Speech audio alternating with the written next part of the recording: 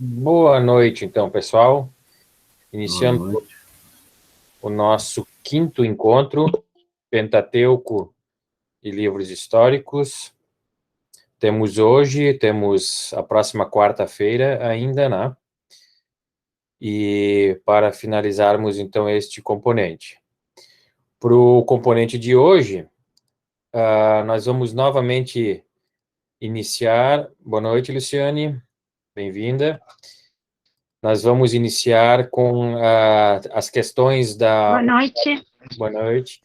As questões da unidade 4, também fazer uma introdução da unidade 5, né, pelo menos alguma explicação inicial do professor Ruben, e aí, dando tempo, a gente, né, adentra a unidade 5, senão tentaremos fechar tudo na próxima quarta-feira, então.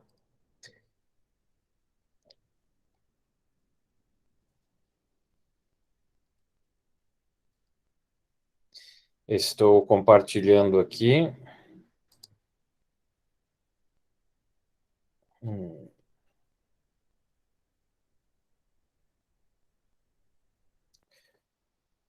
Aparece algo para vocês? Ainda não. Deu uma travada aqui. A sua imagem está congelada. Pois é. Enfim, enquanto não abre a tela para vocês, a questão da unidade 4, a unidade 4 tem como tema, agora acho que sim, tem como tema Deuteronômio e obra historiográfica deuteronomista. E ali o professor Ruben, então, nos colocou uma questão, fez um enunciado bem explicativo, para chegar ao final e perguntar, então, se é possível afirmar que a teologia deuteronomista considerava que a história de Israel com Yahvé havia chegado ao fim e por quê. Esta da unidade 4. Na unidade 5, né, se conseguirmos passar hoje, né, Crônicas, Esdras, Neemias, eu vi que algumas pessoas abriram a questão, porém ainda não a responderam, devem estar refletindo sobre ela.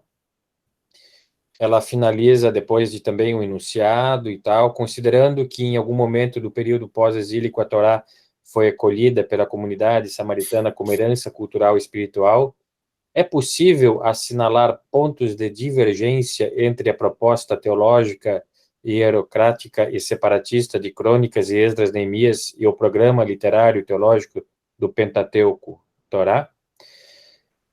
São as duas questões da unidade 4 e 5, que então o professor Ruben vai fazer uma explicação, de repente já sobre as duas, uma em seguida a outra, né, Ruben? E aí já vamos logo abrir para perguntas, né? Primeiro da 4 e depois da 5. Pode ser? Claro. Então, Ruben. Boa noite, então, a todos e a todas. Bom, a primeira questão, então, ela se refere ao conjunto literário que a pesquisa, desde o final da década de 30, com Martin Noth, vem chamando de história deuteronomista.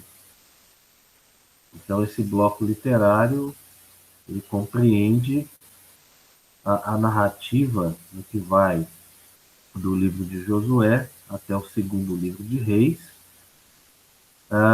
mas excluindo o livro de Ruth, né, uma vez que na Bíblia judaica o livro de Ruth ele não integra o bloco dos profetas, né, que é onde os livros de Josué até segundo Reis estão, mas o livro de Ruth ele integra o bloco dos escritos. É somente na tradução para o grego da Bíblia judaica que, ou a partir dessa tradução, o livro de Ruth vai ser colocado entre os livros de Juízes e 1 Samuel. E a justificativa é bastante fácil de compreender, né? Primeiro porque o livro de Ruth reivindica para a sua narrativa o período histórico dos juízes, né? Em segundo lugar, porque esse livro, ao estabelecer, né, uma ancestralidade para Davi, ele automaticamente faz uma ponte entre o livro de Juízes e o livro de 1 Samuel, que é onde é introduzida não somente a questão da monarquia israelita, mas também por onde o leitor e a leitora passa a conhecer, né, a história de Davi e o envolvimento de Davi na emergência, né, da monarquia em Israel. Então, a história deuteronomista, né, ela, ela possui algumas temáticas importantes, né?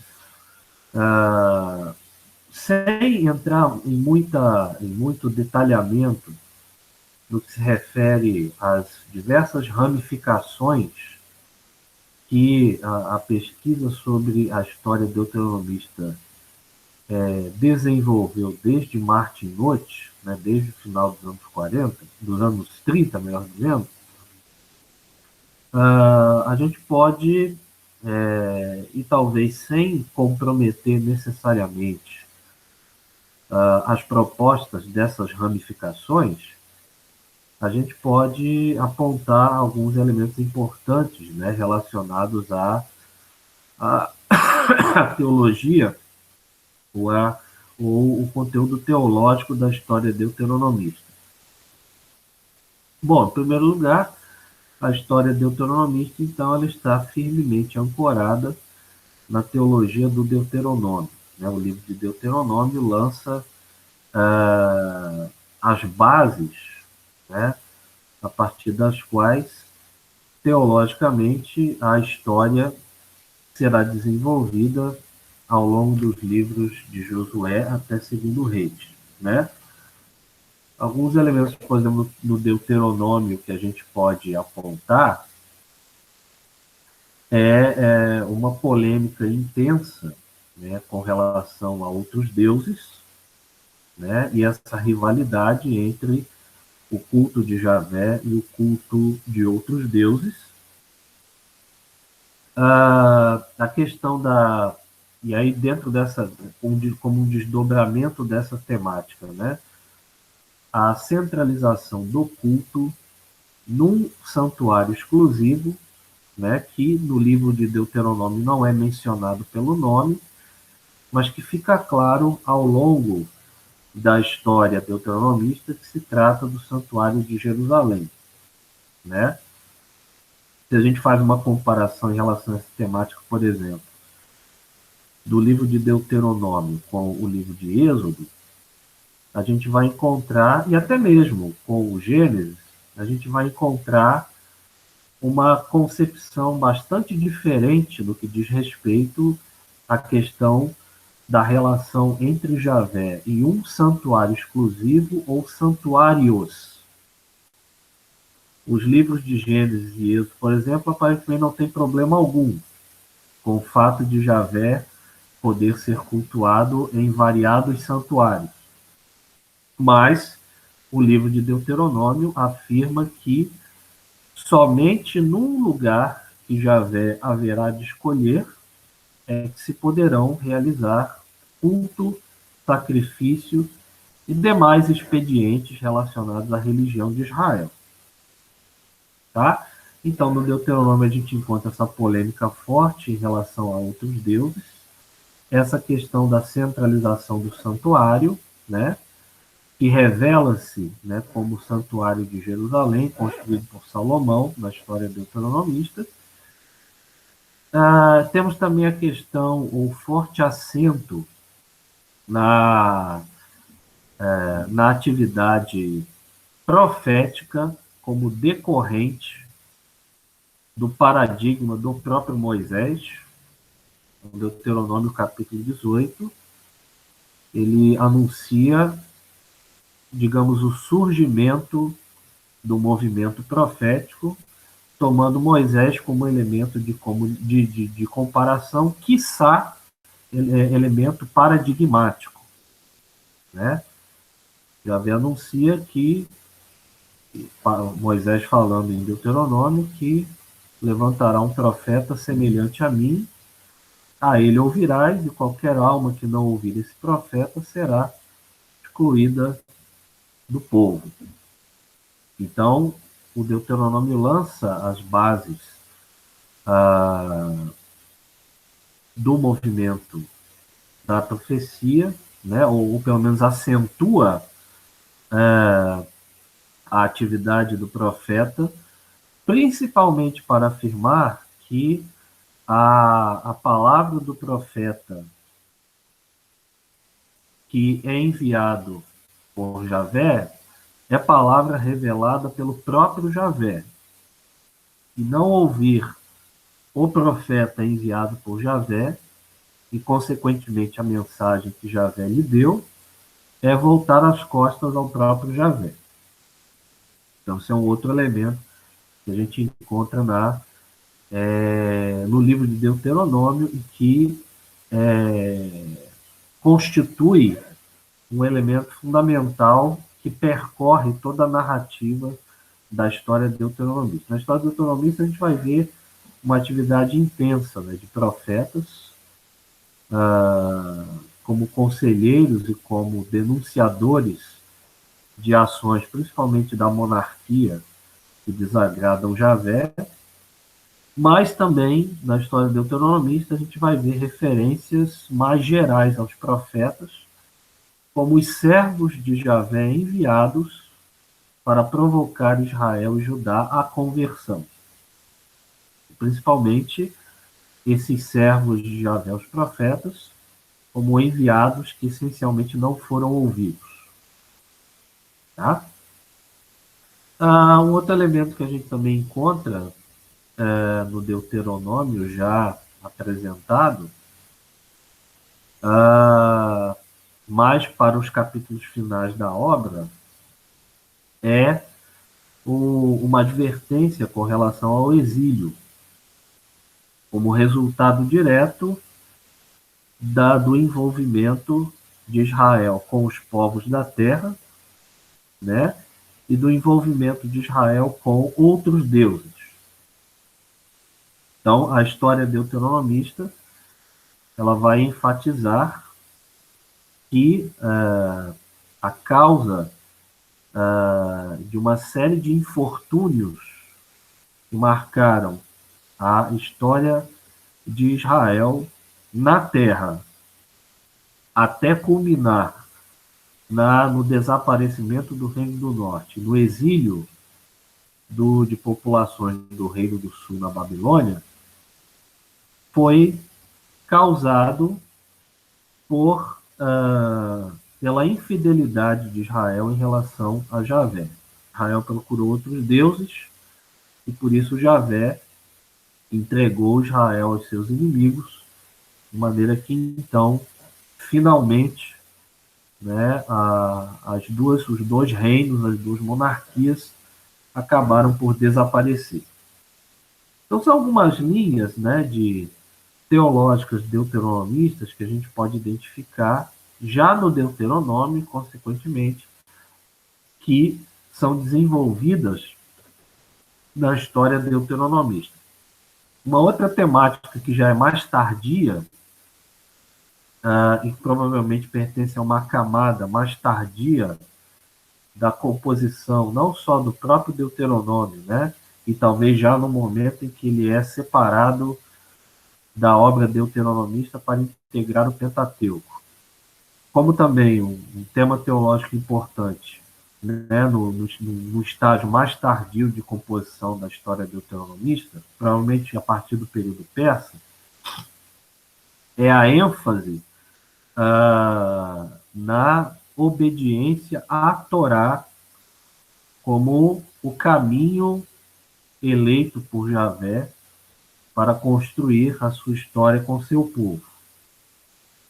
Então, já no livro de Josué, por exemplo, no primeiro capítulo, nós já temos marcas dessa redação deuteronomista mais tardia que enfatiza a necessidade ou a obrigatoriedade de Israel com relação à lei, à Torá, como requisito indispensável para que Israel tenha sucesso na sua caminhada e seja abençoado, então, devidamente por Javé. Bom, acho que são mais ou menos esses temas que a gente poderia apontar, né? Alguns autores têm também destacado o tema da terra, né, como tema importante dentro da teologia deuteronomista. A terra como dádiva, né? A terra como promessa cumprida por Javé quanto a Israel, não só do ponto de vista positivo, mas também do ponto de vista negativo, né? A terra que é perdida por causa da infidelidade de Israel a Javé.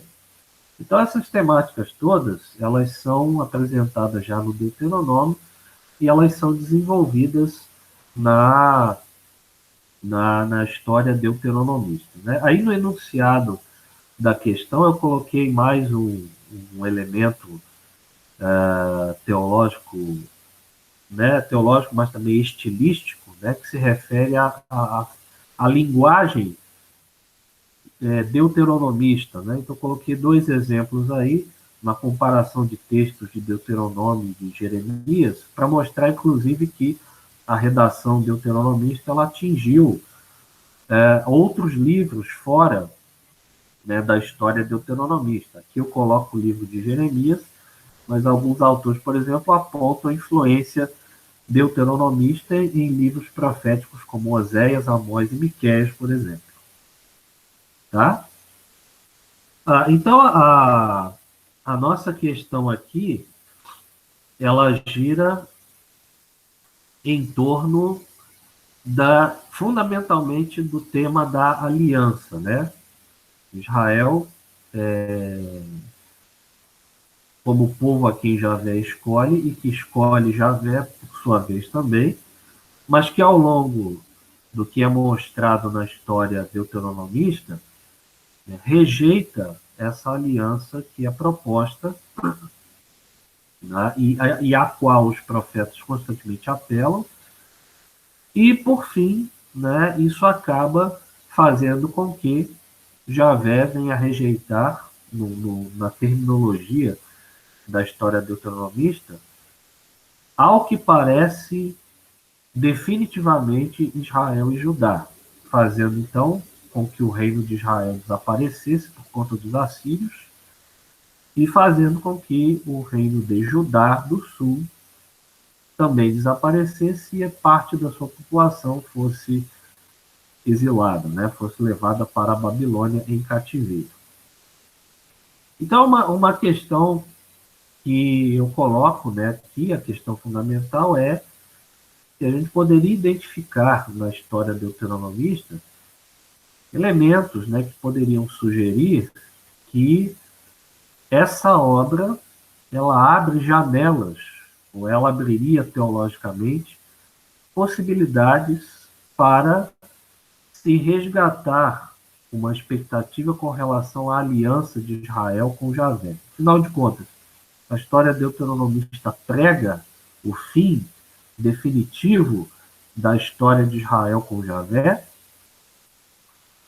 de maneira que essa perspectiva de um fim definitivo só consegue ser corrigida fora da obra deuteronomista, por exemplo, na obra cronista e em livros como Esdras e Neemias, ou dentro da própria história deuteronomista, a gente poderia afirmar que há elementos capazes de nos fazer entender que, enquanto obra na sua forma final, a história deuteronomista, apesar de todo o processo complexo de composição, que envolveu várias influências, né, e várias redações, que ela efetivamente, na sua forma final, permite crer num restabelecimento da aliança de Israel com Javé para além do acontecimento do exílio.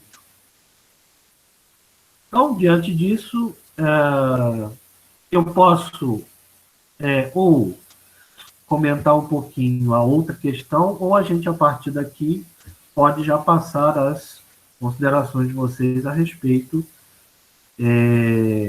da questão 4. Vocês querem um comentário sobre a próxima questão? Ou a gente já parte para as considerações a respeito de possíveis respostas a essa questão da unidade 4?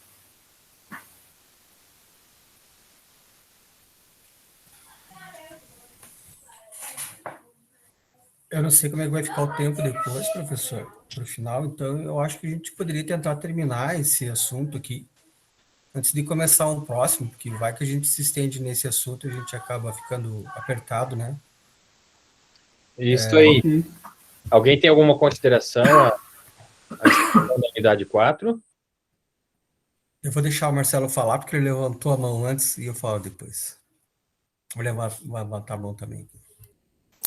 É só uma coisinha, pessoal. Não esquece. Eu ia dizer que eu não consigo ver todos vocês aqui na telinha por conta do espaço, né? Mas o Meet, ele avisa aqui quando alguém levanta a mão, né? Então não tem problema. Depois eu compartilho a tela de novo com a pergunta, então. Marcelo, era pergunta, então, né?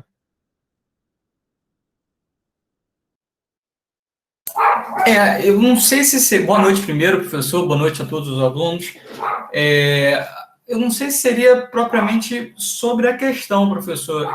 Eu não sabia que o senhor ia dar essa aula e pensei que a gente já ia para o tema de crônicas e dos outros livros.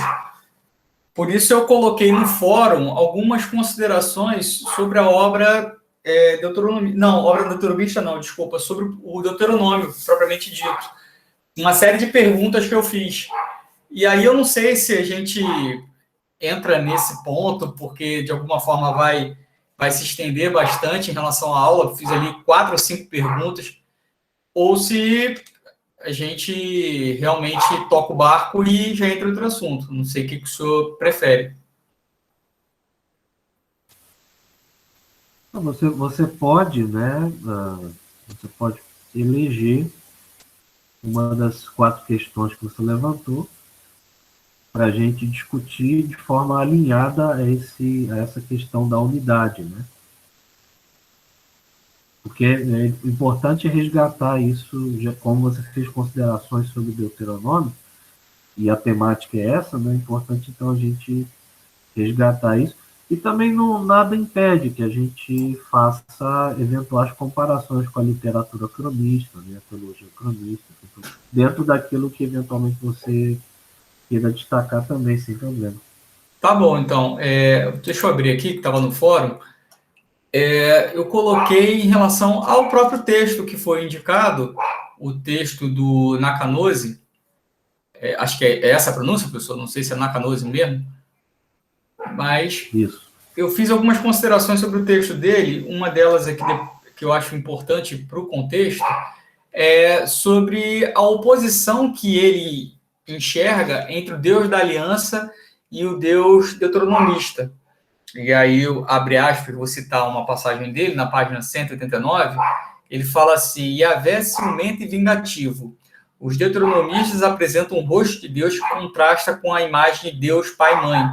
É um Deus violento, sem misericórdia, que manda matar até o irmão, filho, filha, mulher, amigo, se estes tentarem seduzir alguém a seguir outros deuses. Esse rosto de Deus se opõe à experiência do Deus da vida que encontramos nos grupos proféticos, como Oséias, como Isaías e outros.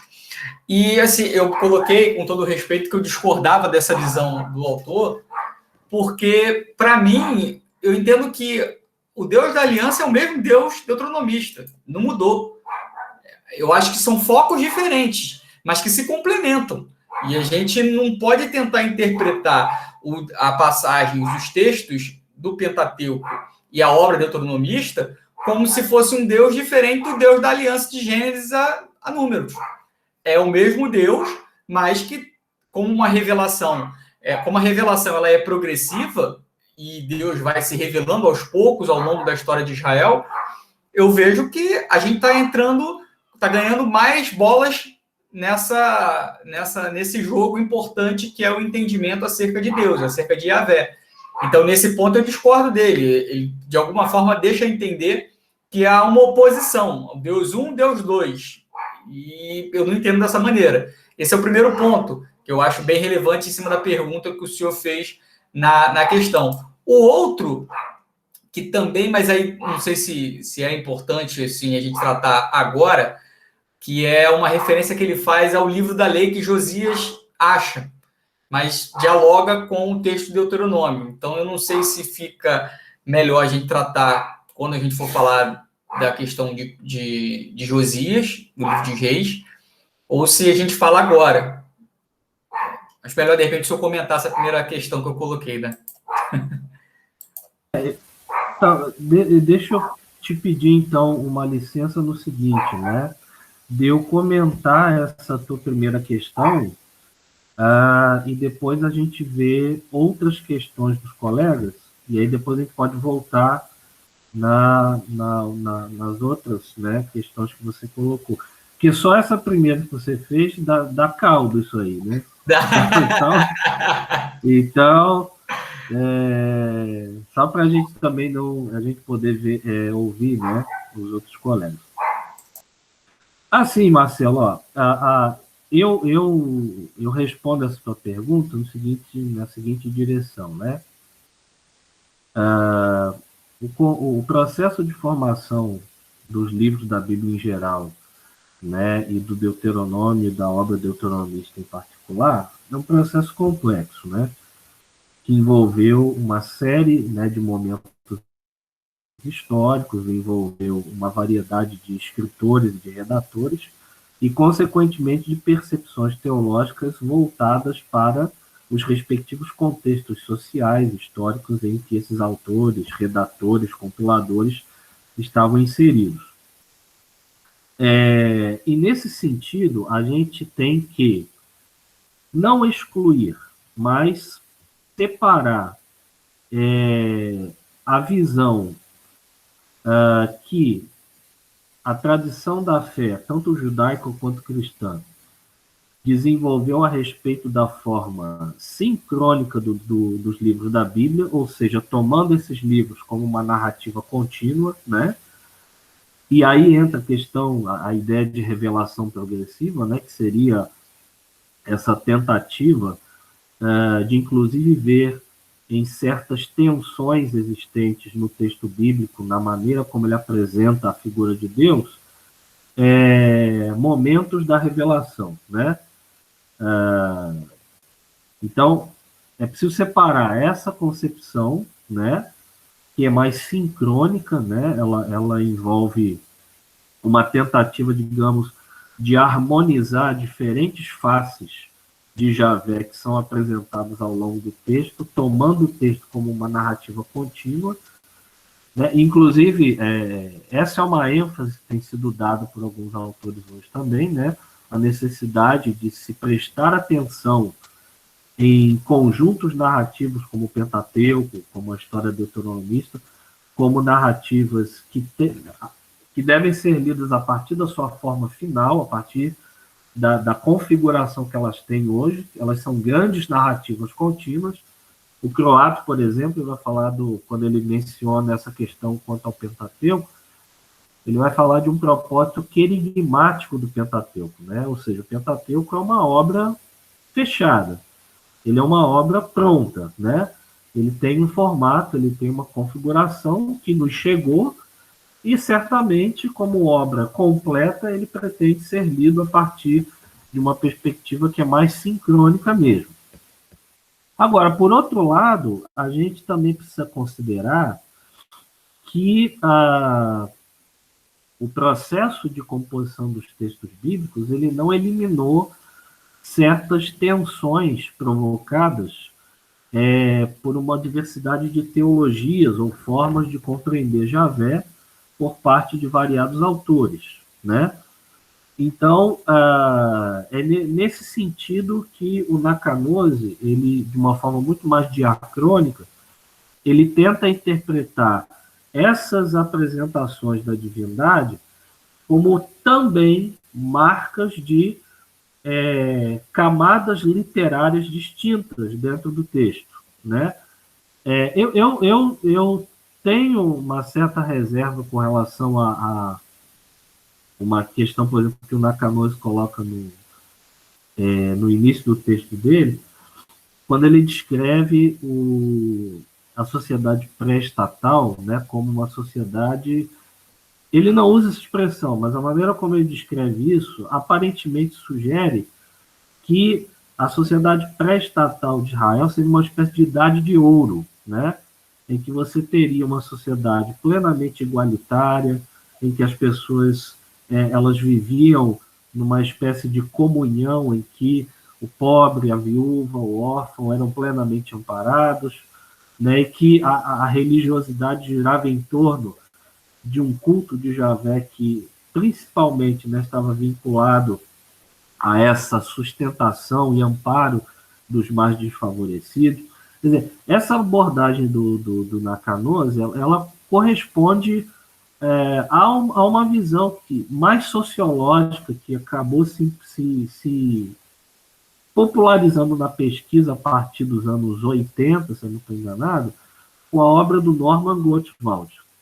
O Norman Gottwald é um pesquisador que justamente imaginou o período pré-estatal como um período caracterizado por uma espécie de tribalismo igualitário, né? Só que isso é contestado, né, do ponto de vista de várias outras possibilidades de leitura do período pré-estatal. Inclusive, né, o fato de que a questão importante se no período pré-estatal você já tinha, por exemplo, algum tipo de santuário centralizado. Ao que tudo indica, não, né? O Martin Noth, por exemplo, tentou aplicar para o Israel pré-estatal a ideia de anfictionia, que é aquela concepção proveniente do ambiente grego, né, de uma liga tribal organizada em torno de um santuário específico. Mas eu acho que eu fico pensando se realmente dá para descrever o Israel pré-estatal nessa linha, né? Como essa idade de ouro, né? Em que você tem uma religiosidade unificada de Javé que poderia ser descrito como algo muito igualitário, né? Ou a favor da vida, como ele coloca, né? Então, assim, tá bom. É porque o senhor falou, a cabeça já está pensando aqui, aí dá vontade de entrar aí e desenvolver, mas tudo bem, desculpa.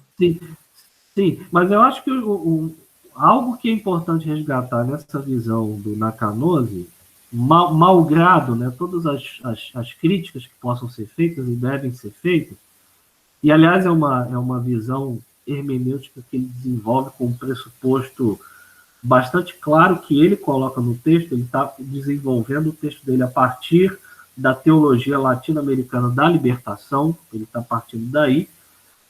Mas, apesar disso, né, eu acho que o texto dele tem esse mérito de resgatar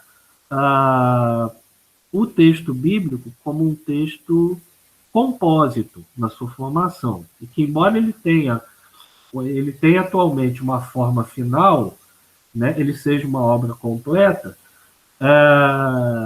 esse processo de composição nem sempre, embora às vezes tenha havido tentativas nesse sentido, mas nem sempre ele conseguiu desfazer determinadas tensões relacionadas à maneira com que Javé é apresentado e as diferentes teologias que acompanham essas apresentações. Então... Posso comentar a sua fala ou faço a segunda pergunta? Faz assim, comenta, e depois a gente passa para a próxima pergunta do colega. Tá só para a gente poder... Tá bom. É porque eu acho que a leitura dele, de alguma forma, é muito cronotópica. É óbvio que há uma abordagem diacrônica, mas mais do que diacrônica, eu acho que ela é muito cronotópica. Ele se prende ao conceito de Deus daquele tempo e daquele espaço. E, de alguma forma, esquece de que a revelação, como o senhor falou, pode ser lida a partir de uma hipótese sincrônica. Embora a questão literária não seja o principal assunto da nossa aula, quando o Friedman propôs lá o Eneateuco, para mim, embora eu não concorde com ele, eu acho que tem muito mais sentido em relação à proposta de ler o texto bíblico de ponta a ponta, como se fosse uma unidade, do que fragmentá-lo. Eu concordo com a ideia de que é o Pentateuco, acho que o Pentateuco, como o Nott fala, representa melhor, por tudo aquilo que a gente já considerou nas outras aulas, mas a proposta do Friedman de tentar analisar algo mais sincrônico me parece mais coesa e coerente do que propriamente a gente, de alguma forma, fragmentar Deus da aliança, o Deus de Moisés contra o Deus do exílio ou o Deus do pós-exílio, sabe? Eu acho que é uma literatura muito rasa e superficial de você limitar a revelação de Deus, o conhecimento de Deus, principalmente, por mais que sejam teologias, por mais que sejam textos humanos, a gente não está descaracterizando que a palavra de Deus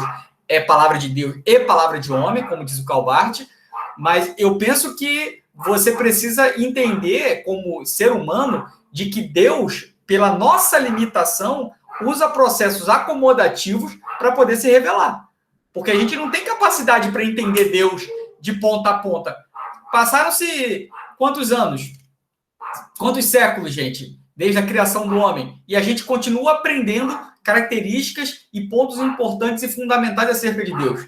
Deus continua se revelando. Óbvio, a gente tem a revelação fechada, que é a palavra de Deus, que é a Bíblia, que é o cânon, mas Deus, através do Espírito Santo, ainda continua, de alguma forma, se movimentando em relação à sua igreja. Então, esse processo ele é dinâmico, ele não é estático. E a gente precisa entender que Deus não está preso e não é algo que pode ser entendido de forma a se contradizer. E isso, para mim, é o ponto-chave. Porque quando você cria uma relação de Deus da aliança de um jeito bom, perfeito, amável, e não sei mais o quê, e cria o Deus da época do Deuteronômio, por exemplo, com uma literatura que ele é um Deus iracundo ou que exige exclusividade, como diz o autor, de alguma forma, ele tenta passar a imagem de que é uma oposição.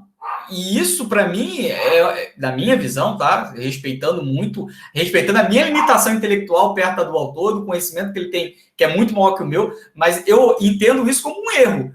Eu acho que a gente não deve partir por um pressuposto, porque aí vai ser um pressuposto, né, professor? Não tem como não considerar um pressuposto antes de ir para o texto bíblico. Se eu parto de um pressuposto de que pode haver erro no entendimento, pode haver oposição, ou pode haver mutabilidade no meu conhecimento de Deus, eu vou encontrar isso no texto. Tudo vai partir do meu pressuposto que me leva à leitura bíblica. Certo.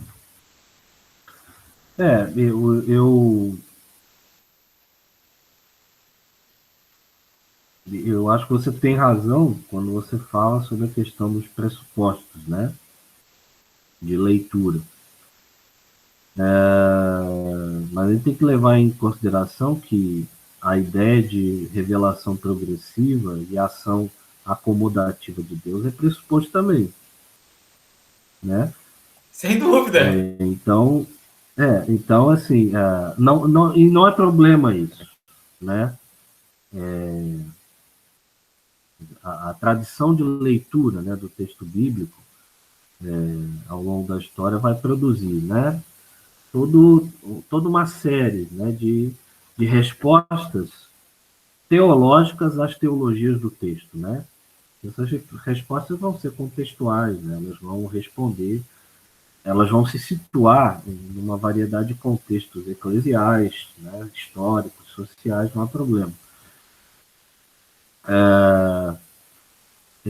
Eu acho que, por exemplo, o Nakanose, né, ele faz algo parecido com o que você faz no teu comentário quando você estabelece, por exemplo, essa ideia de revelação progressiva como chave hermenêutica, e é legítima esse estabelecimento, como chave hermenêutica de leitura, a questão de que justamente em decorrência dessa concepção de revelação progressiva se pode falar de uma ação de Deus do ponto de vista de acomodar ou acomodar-se, né, ao entendimento dos leitores ou aos seres humanos aos quais ele vai falar. O Nakano, de certa maneira, quando ele diz lá, mas quase no final do texto, né, em que ele estabelece o critério como critério a vida, né, para julgar entre texto e texto. Então, aí eu destacaria o quanto, né, tanto na tua fala quanto na fala dele, essa questão do ponto de partida da leitura é destacado, né, e isso a gente deve ter sempre como horizonte, né, de que a nossa leitura, ela parte mesmo de algum lugar, né, e ela vai receber os textos a partir de certas expectativas nas quais nós mesmos estamos imersos, né? Afinal de contas, nós temos uma história pessoal, mas também nós estamos inseridos, né, em contextos, não só em contextos históricos específicos, mas também em contextos eclesiásticos específicos, né? Então, eu complementaria, aliás, eu comentaria a tua resposta nesse sentido, né, que sem dúvida a gente se aproxima do texto a partir de pressupostos específicos, né? E isso deve estar claro até para que a gente saiba que esses pressupostos de leitura do texto, eles precisarão ser defendidos, né? Sustentados a partir dos argumentos que a gente conseguir reunir. Mas eles são isso, eles são pontos de partida que a gente elege, né? Eu até diria, de certa maneira, arbitrariamente, né? Arbitrariamente não no sentido de algo simplesmente tomado ao acaso, né? Mas arbitrariamente no sentido de que, a partir do nosso olhar, nós consideramos esse ou aquele pressuposto o mais adequado para se aproximar do texto bíblico e para fazer a leitura dele, né? O Nakano, ele situa, quando ele escreve esse texto, no contexto da teologia da libertação, né? Você se situa dentro de uma outra cadeia de história hermenêutica aplicada ao texto bíblico, e assim por diante, né? Mas eu acho assim, que a gente não, mesmo com relação à questão dos pressupostos, né? Eu acho que a gente não, se por um lado, autores como o Croato têm razão, né? Que a gente deve compreender os textos de forma sincrônica, não ignorar ou não abrir mão de uma investigação teológica que leve em conta a sincronia do texto, né, o fato de que ele é uma obra contínua, uma narrativa pronta. Eu acho que a pesquisa também não nos autoriza a desconsiderar simplesmente a diacronia, mas também mantê-la sob certos limites, né? Afinal de contas, sim, a gente pode escavar diferentes posicionamentos teológicos no texto bíblico, mas é inegável que ele possui uma forma hoje, que é a forma com a qual nós o recebemos, e essa forma é resultado do momento final da organização do texto, e ela certamente quer oferecer uma chave de leitura sobre o texto completo. Vale para o Pentateuco, vale para a história deuteronomista, como blocos específicos, né, dentro da Bíblia judaica, mas vale para a Bíblia judaica ou para o Antigo Testamento como um todo também, né? Uma coisa é eu, por exemplo, fazer uma leitura do Pentateuco como obra isolada. Outra coisa é eu fazer uma leitura do Pentateuco como constituinte da Bíblia judaica. Outra coisa é eu fazer uma leitura do Pentateuco como parte de um dos dois blocos da Bíblia cristã, no caso, o Antigo Testamento. Né? Então, o meu comentário para a tua fala vai mais nessa direção.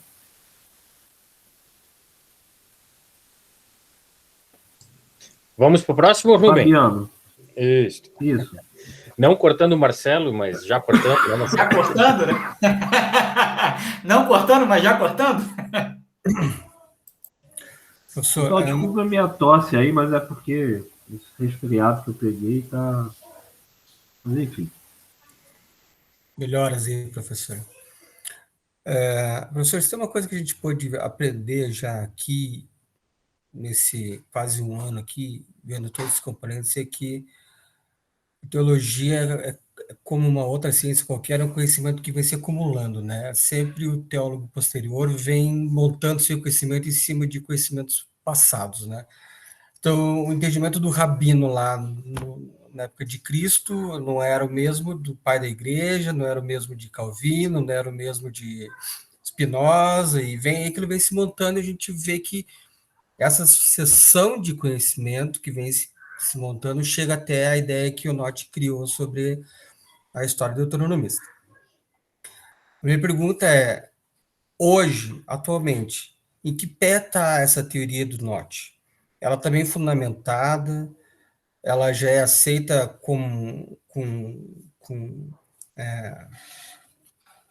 bem aceita em toda a academia?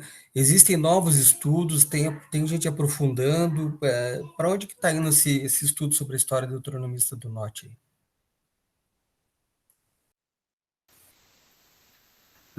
Em relação a essa questão em particular, né, eu recomendo para vocês a leitura do livro A Chamada História Deuteronomista, do Thomas Homer, né?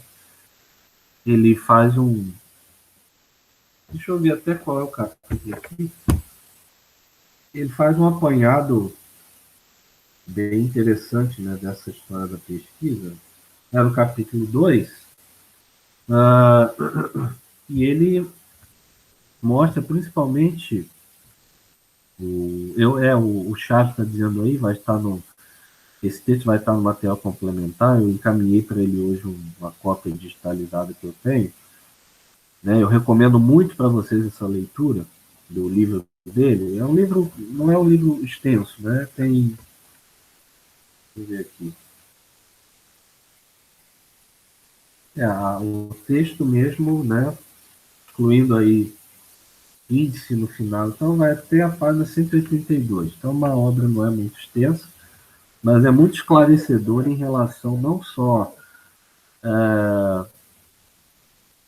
a informar, né, como é que surgiu esse ramo, né, da pesquisa a respeito dos livros de Deuteronômio, Josué, Juízes, 1 Samuel, 1 Reis, e classifica esses livros como obra deuteronomista, né? Mas também essa obra é importante porque o Thomas Homer tenta fazer aquilo que ele chama de uma proposta de compromisso, né? Ele tenta aproveitar, né, diferentes intuições que diversos ramos da pesquisa sobre a história deuteronomista, desde o Martin Noth, né, vieram à luz no sentido de propor uma explicação que é mais uma hipótese, na verdade, também, ao lado das outras, de quais teriam sido as etapas de composição dessa história deuteronomista, né? Então, Fabiano, aqui ele vai... O Thomas Homer, ele destaca, né, que depois do Martin Noth, quer dizer, você teve variadas tendências que se desenvolveram em relação à interpretação do que seria, afinal de contas, essa história deuteronomista, né? A proposta do Noth, em particular, era a seguinte, né, que a obra deuteronomista ela era uma obra literária composta durante o exílio, né? Como o último acontecimento que ela supõe, né, lá em 2 Reis, capítulo 25, é o indulto ao rei Joaquim, dado, né, pelo rei babilônico Amil-Marduk, né, que é chamado no texto bíblico de Evil-Merodach. Então, o Martinotti diz que a obra historiográfica deuteronomista, ou obra histórica deuteronomista, teria sido composta um pouco depois desse acontecimento. O indulto a Joaquim teria acontecido por volta do ano 562 a.C., então a obra deuteronomista teria sido composta por volta então aí de 560, pouco tempo depois disso aí, né? O Martinotti também apresenta a obra historiográfica deuteronomista como uma obra literária que tem o seu começo no Deuteronômio. Por quê? Primeiro, porque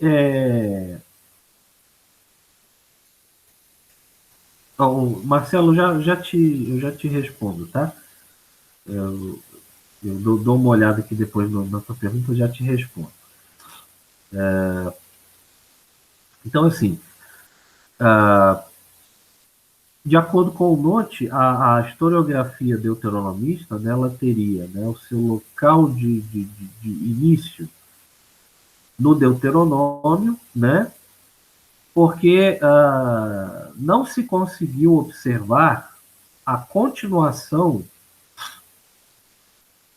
e a gente tem que lembrar que o Note está escrevendo ainda, né, no momento em que a chamada hipótese dos documentos para a formação do Pentateuco, a hipótese das fontes está em alta, né? Essa hipótese das fontes, segundo aquele modelo clássico do Wellhausen, é a hipótese que diz que o Pentateuco foi formado a partir de 4 fontes independentes, né, que tinham, cada qual, narrativas completas, entre aspas, né, e independentes sobre os temas do Pentateuco em narrativas contínuas. Então, como se fosse cada fonte dessa uma espécie de mini Pentateuco, né?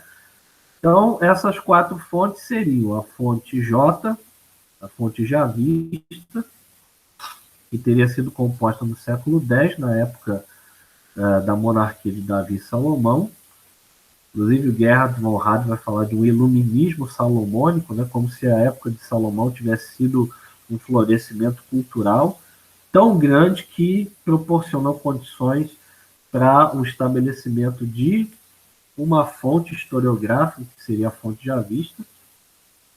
A fonte eloísta, que seria uma fonte do Reino do Norte, teria sido elaborada por volta do século VIII, a partir de inspiração profética, e teria sido levada posteriormente para o sul, depois da queda da Samaria, no final do 8º século, e ali fundida com a fonte J. O livro do Deuteronômio, como uma fonte independente, né? E a fonte sacerdotal, né, que seria uma fonte tardia, uma fonte da época do exílio ou do pós-exílio, e que se concentraria principalmente em material legislativo, ou material cultico, né? O termo fonte sacerdotal, documento sacerdotal, ou elemento sacerdotal, ele provém da obra de um exegeta holandês chamado Abraham Kinen. É ele que propôs para classificar essa fonte tardia, estava focada em elementos culticos, genealógicos e também legislativos, a nomenclatura de fonte ou elemento, documento sacerdotal. Né? E por causa da palavra em holandês para sacerdotal, que começa com P, né? Ele então elegeu a letra P para identificar essa fonte.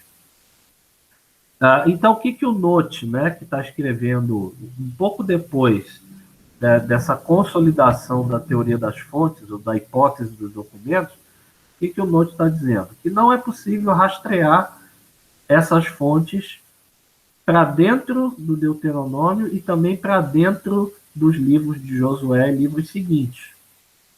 Então, o mais lógico seria isolar Gênesis a Números, que são obras que aparentemente dependeriam dessas 4 fontes, e o Deuteronômio e a obra deuteronomista como obras subsequentes, né? E, além disso, o fato de que muitos dos temas, né, do Deuteronômio, eles realmente são desenvolvidos na historiografia deuteronomista. Depois do Note, vai haver tentativas várias, né, de interpretar ou de desenvolver essa teoria, né? O Note, por exemplo, ele vai falar que a obra historiográfica deuteronomista seria a obra de um único autor, um indivíduo que teria vivido, um indivíduo anônimo, né, que teria vivido no período pós-exílico. Outros autores que vêm depois do Note, eles vão contestar esse elemento da teoria do Note, falando, por exemplo, como é o caso de autores anglo-saxãos, como Frank Moore Cross, por exemplo, vão falar de uma redação pré-exílica na época de Josias. Ou seja, para esses autores, a obra deuteronomista, ao contrário do que o Note disse, não seria a obra de um único autor, mas teria pelo menos 2 momentos principais de composição. Um na época de Josias e o outro na época do exílio, né? Ou do período pós-exílico. Exílico, pós-exílico, né? Os autores da chamada escola de Göttingen, eles vão fragmentar o chamado deuteronomista em mais camadas ainda, né? Eles vão falar, por exemplo, a partir do Rudolf Mendes, eles vão falar de 3 deuteronomistas. Vão falar do deuteronomista nomista, que seria aquele autor ou grupo de autores deuteronomistas responsáveis pelos textos na obra deuteronomista que enfatiza essa questão da Torá, da lei, da obediência aos mandamentos, da guarda da Torá. E por isso deuteronomista nomista, né? Nomista por causa da palavra grega nomos, né? Que a gente traduz por lei. Então, o deuteronomista nomista seria esse autor ou esse grupo de autores que trabalharia principalmente essa camada literária dentro da obra deuteronomista que enfatiza a questão da obediência à lei, aos mandamentos. A escola de Göttingen vai falar também do deuteronomista profético, né? Então, essa camada literária do deuteronomista profético seria responsável pelos oráculos e pelas profecias, né, que aparecem dentro da historiografia deuteronomista. Quer dizer, todo texto que consiste em palavras de profetas, né, seriam, na concepção da escola de Göttingen, a partir do Rudolf Mendes, obra desses deuteronomistas proféticos, né? E eles vão falar também, aí a sigla, no caso, é DTRP, né? Deuteronomista profético. Deuteronomista nomista, DTRN. E eles vão falar também do deuteronomista historiador, né? Uma outra camada literária que eles identificam para descrever os diferentes autores que teriam atuado, né, na elaboração da obra deuteronomista, né, e esses autores eles teriam atuado tanto no período pré-exílico quanto no período pós-exílico, né? Então, o que a gente pode dizer em relação ao estado da pesquisa hoje, citando, por exemplo, um autor como Thomas Homer, né? Primeiro, a fragmentação, né? Você tem desde aquelas escolas de interpretação, com a escola anglo-saxã, né? Com uma escola alemã da escola de Göttingen, né, que aceitam a ideia de uma historiografia deuteronomista, mas com as devidas interpretações do que isso significa, né, até autores que consideram muito problemática a teoria do Note sobre uma obra deuteronomista, e até contestam que, de fato, se possa falar na existência de uma obra deuteronomista, uma obra historiográfica deuteronomista unificada, né? Você tem na pesquisa também, né, a tentativa de mapear o pensamento deuteronomista na redação de outros livros bíblicos, principalmente na literatura profética. Tá? E aí os livros que geralmente têm sido objeto dessa investigação são livros, por exemplo, como Jeremias e Oséias, Amós e Miqueias.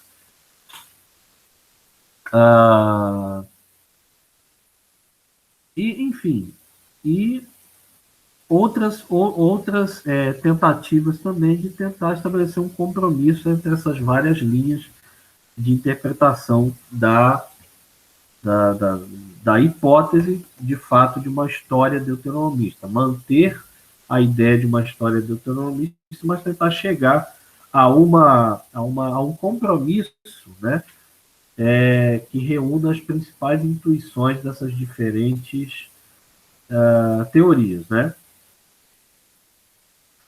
Então, só recapitulando, né, eu estou com o texto do Homer aberto aqui, né, a escola do Frank Moore Cross, por exemplo, vai falar dessa dupla redação deuteronomista, né, contestando a ideia do Note de que a obra historiográfica deuteronomista teria sido obra de um único autor, de um indivíduo, né, o Frank Moore Cross e outros, né, dessa mesma escola vão destacar que houve pelo menos duas redações deuteronomistas, uma na época de Josias e a outra no período exílico.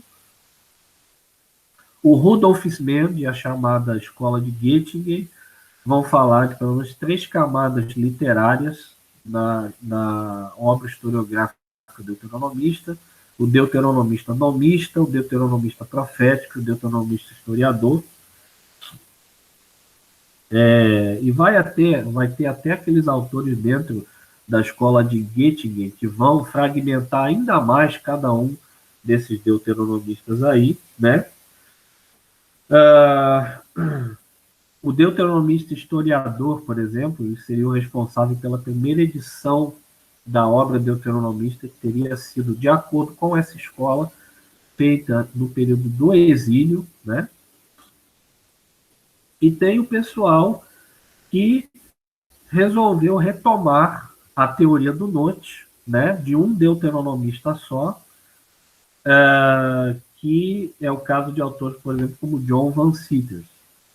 Um livro do John Van Citters, então, já foi traduzido, inclusive, para o português pela editora da Universidade de São Paulo.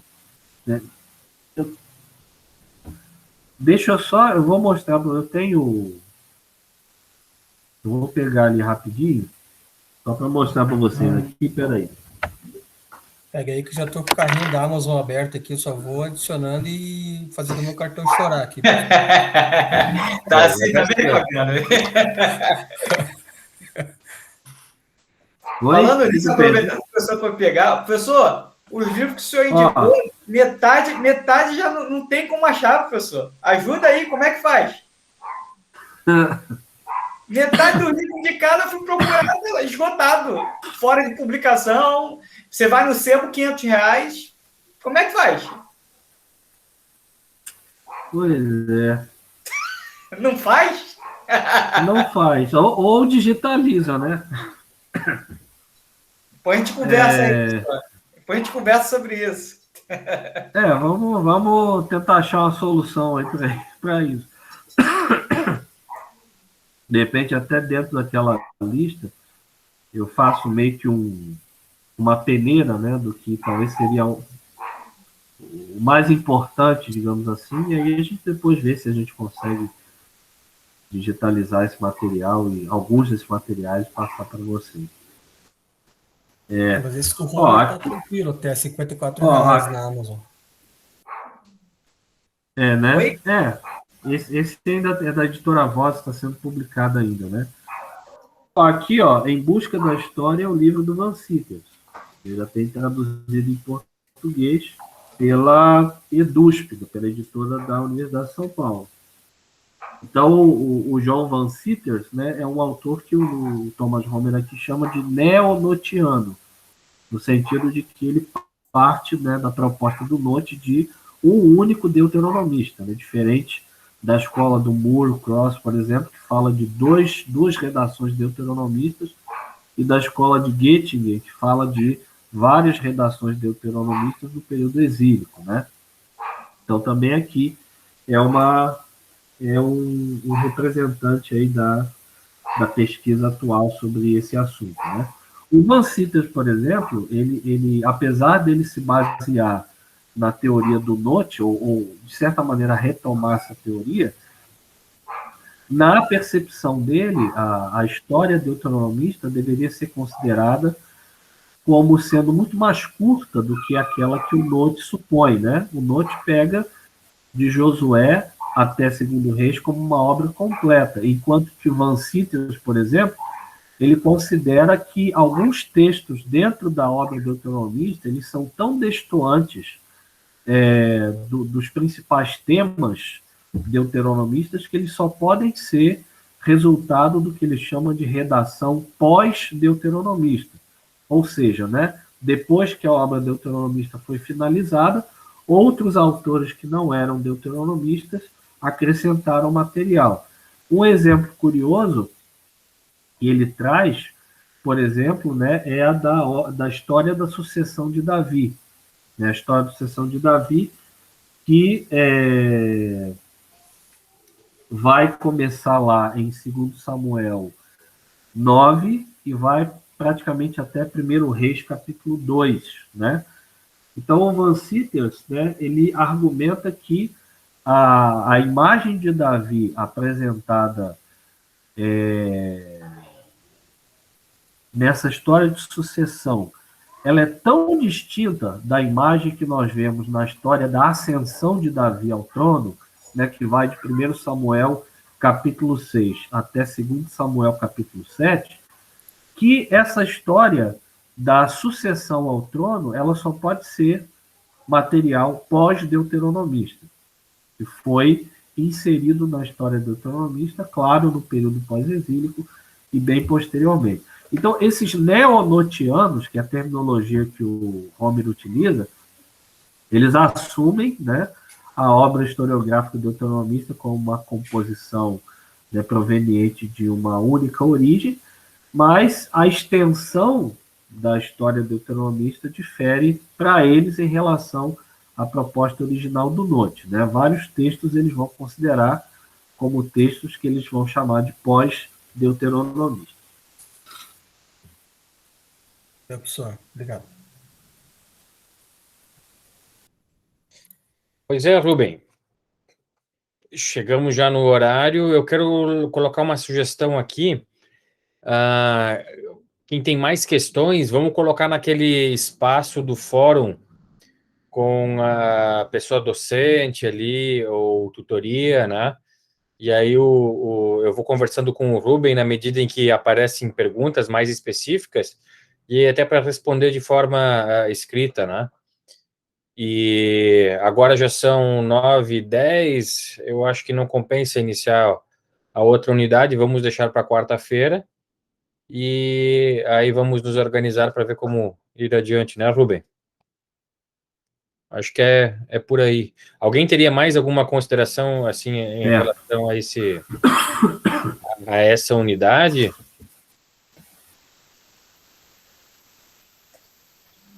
Uma última pergunta, professor. O senhor citou essa obra que ainda defende a linha do Note. Existe mais alguma, assim, relevante, com peso acadêmico, que a gente possa, de alguma forma, procurar para ter? Dos autores neonotianos? Ou algum outro autor, não sei, de repente algum outro autor também? O Homer cita aqui um autor chamado Steve Mackenzie, né? Mas aí teria que dar uma olhada para ver se o texto já tem texto dele disponível em português, né? Então é um artigo que ele publicou em 2000. De repente até dá para... Eu vou tentar procurar esse artigo, ver se está disponível. Aí vai estar em inglês, né? Mas se tiver em inglês não tem problema não. Acho que tem pessoas aqui no grupo que conseguem de alguma forma ajudar. De qualquer maneira, o bom é ter o arquivo disponível, né? O texto disponível. A tradução depois, que às vezes o mais complicado justamente é conseguir o material, né? Depois a tradução a gente vê, né? Como é que faz. Então, seria mais esse autor aí que ele menciona. Luciane. Só para encerrar rapidamente, ali eu vi que escreveu ali na mensagem se o senhor poderia dar uma pinça para a pergunta da unidade, só para amarrar.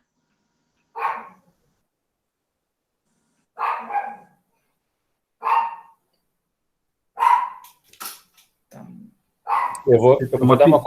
Quer que eu compartilhe a tela, Rubem, com a pergunta? Isso.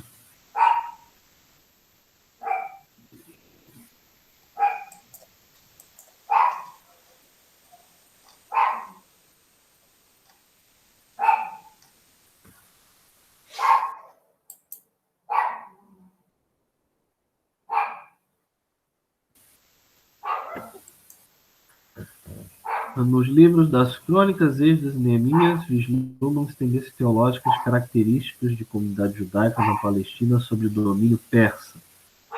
A história cronista oferece uma releitura da monarquia judaíta com foco no Templo de Jerusalém como referencial fundamental para a constituição da cidade judaica.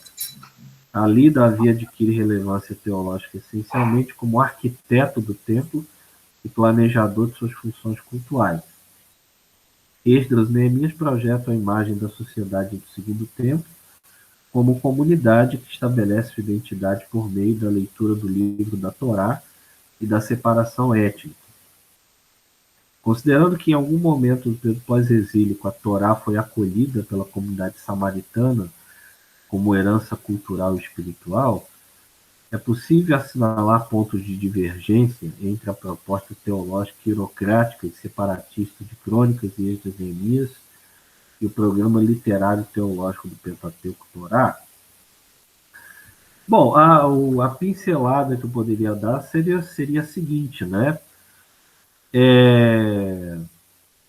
A gente tem a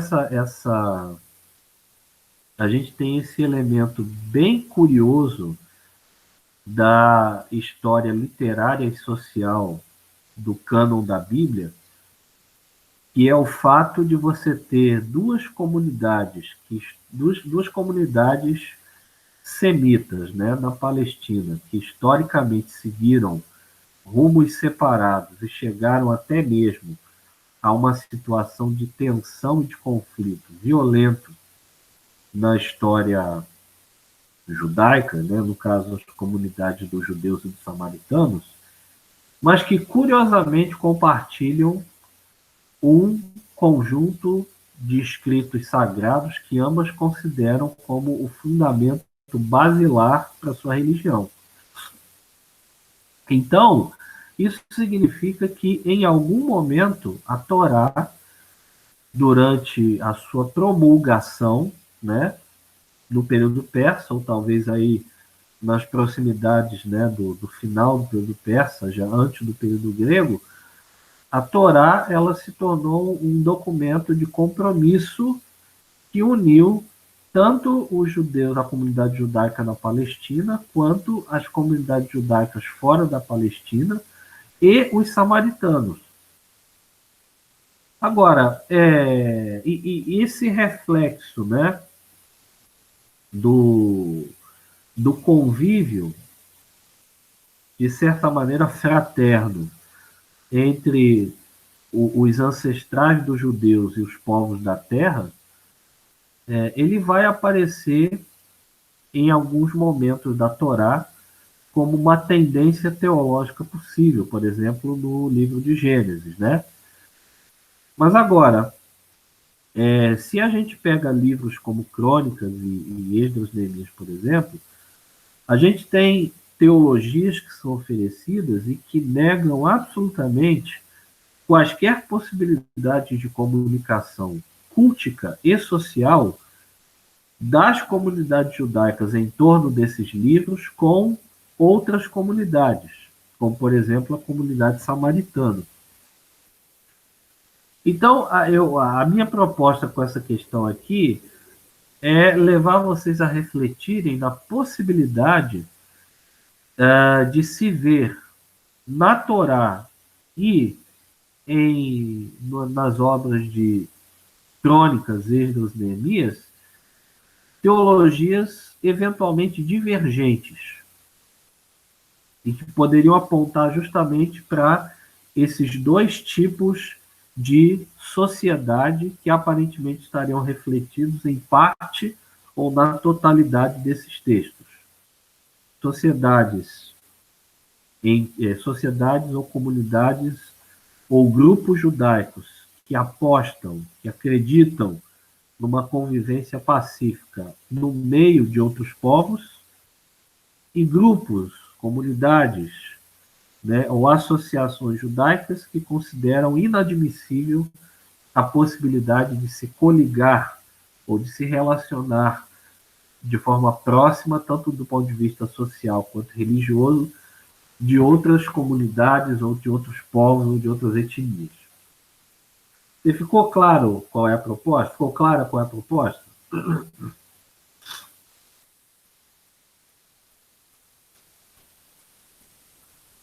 Não sei.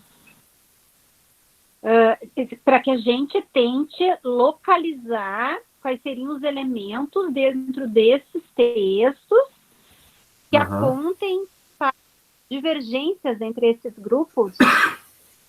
Isso. Você vai pensar assim, Luciane.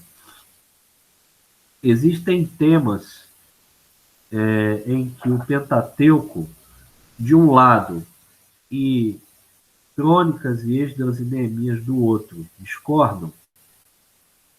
A pergunta gira em torno disso. E essa é uma pergunta que tem a ver com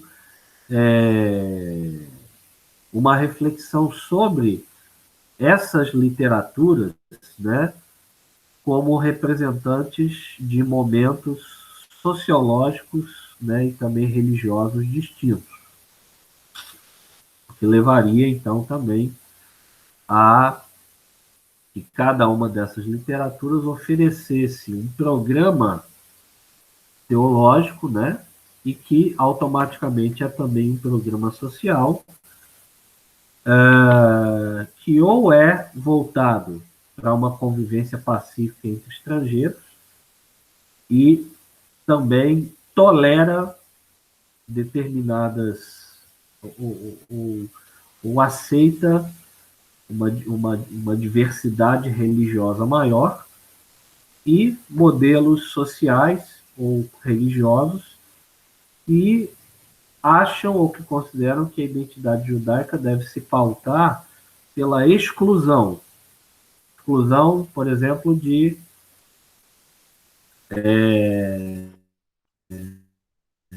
quem não cultua Javé no Templo de Jerusalém, ou quem não segue as normas e as diretrizes impostas pela classe sacerdotal do templo,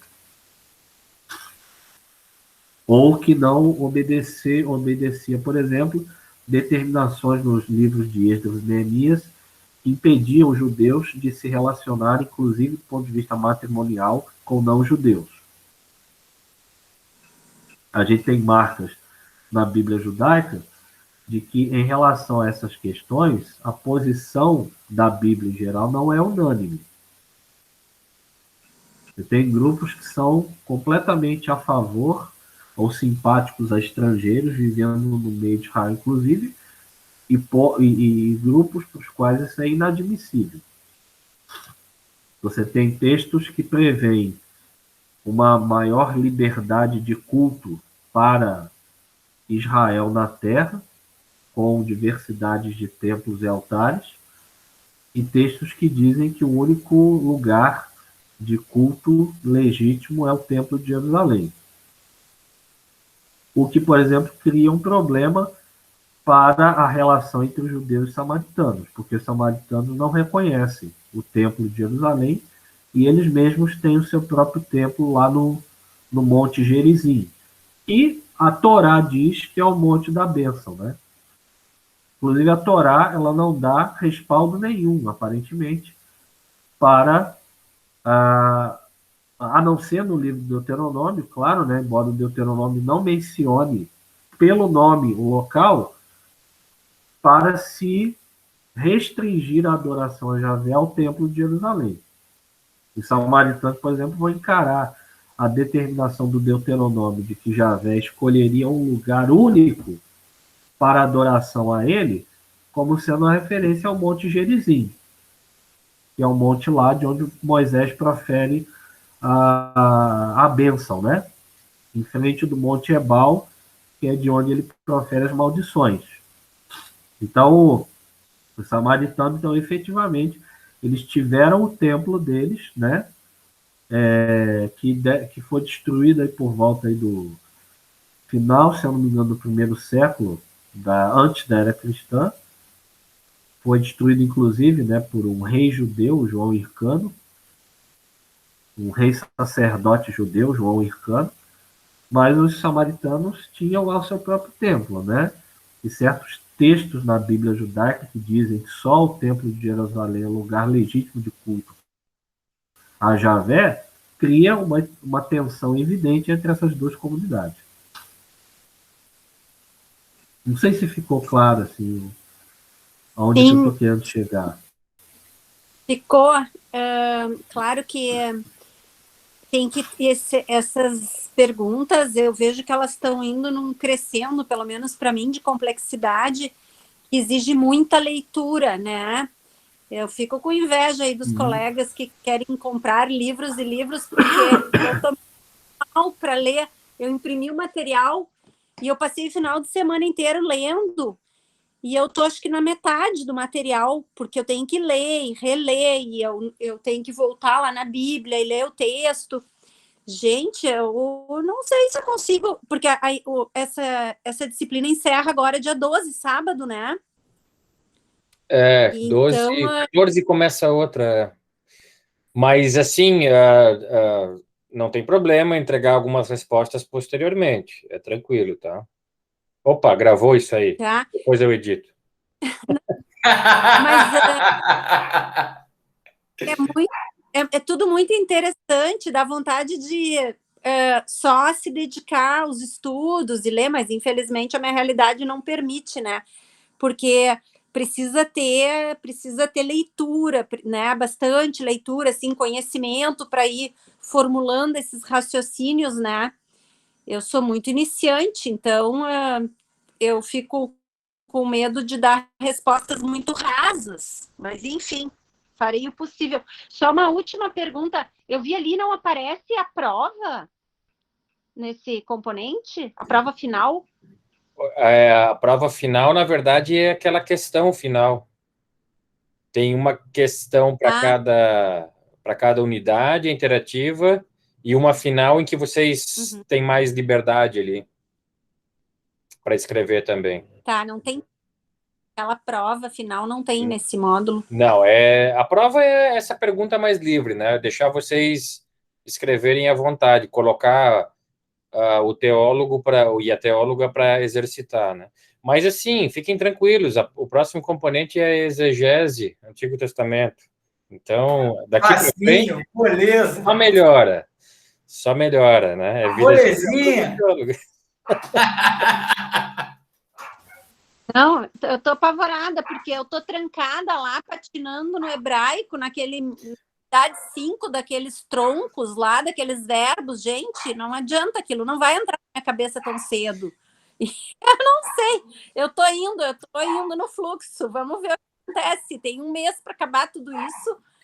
Vamos ver, né? Mas, assim, meu Deus. Luciane, vocês estão imersos, vocês não veem.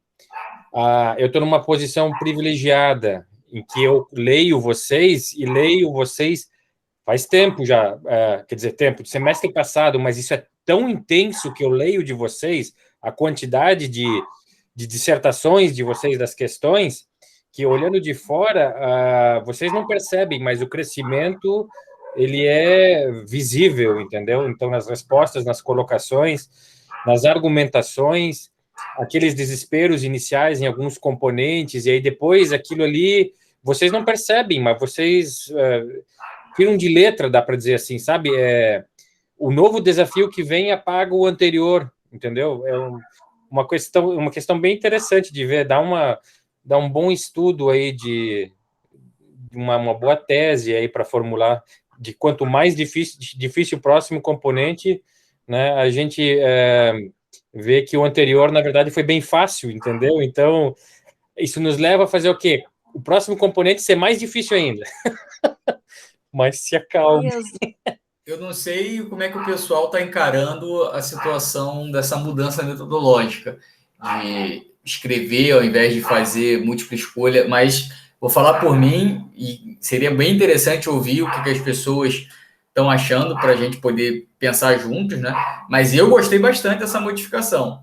Eu preferi absurdamente, porque eu tenho que raciocinar para pensar e para desenvolver uma resposta boa.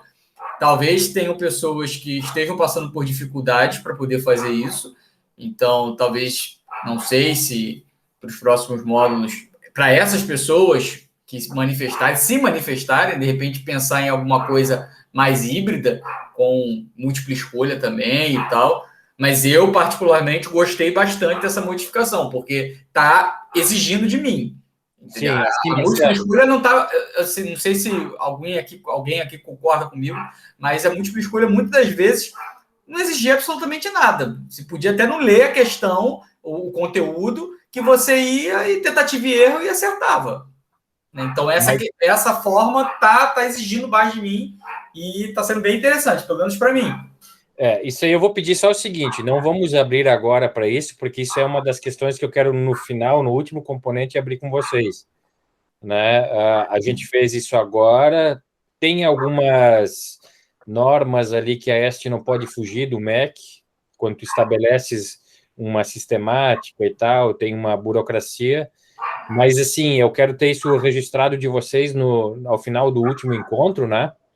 Para eu ter como material, porque é algo que eu defendia já antes, é uma percepção que eu tenho também com a turma de vocês, é diferente em outras turmas, né? Então tem isso também, cada turma é diferente, mas essas impressões de vocês sobre esse componente agora, eu quero que vocês guardem e tragam, né? Seria muito importante trazerem no último encontro, e quem não puder participar, né, estiver assistindo agora, né, ali no YouTube, escrevam por e-mail, né? É muito importante para a gente ir aprimorando né, esse tipo de método que essa metodologia que a gente usou agora, né, nesse componente. Ok, pessoal? Então, a princípio até quarta, retomaremos ainda essa questão da unidade 5. Passaremos a unidade 6, faremos a avaliação do componente, as provas finais, tudo em 1 hora, tá bom? Ô, professor Rubem, quando é que o senhor vai poder tomar aquele café virtual para a gente resolver aquelas questões lá da unidade 2, que eu falei com o senhor falou que ia sentar para conversar comigo. Podemos abrir algo extraoficialmente, assim, uma sala extraoficial também. Eu só vou te pedir um pouquinho de paciência pelo seguinte, né? Porque a gente está em vias aí de finalizar semestre e a gente já engata disciplinas, né, no PPG e tudo mais. Então, só um pouquinho as coisas assentarem, assim, de repente aí a gente marca em agosto, não sei,